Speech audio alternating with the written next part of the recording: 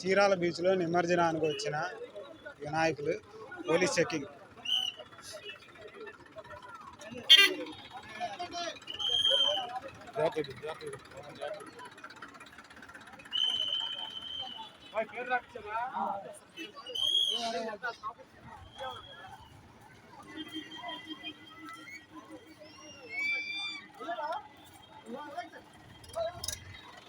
చీరాల బీచ్లో వినాయక నిమజ్జనం చివరి ఘట్టానికి చేరింది.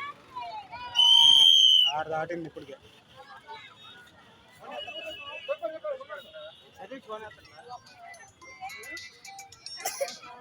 ఇక్కడికి వచ్చి పేరు రాయించుకోవాలి.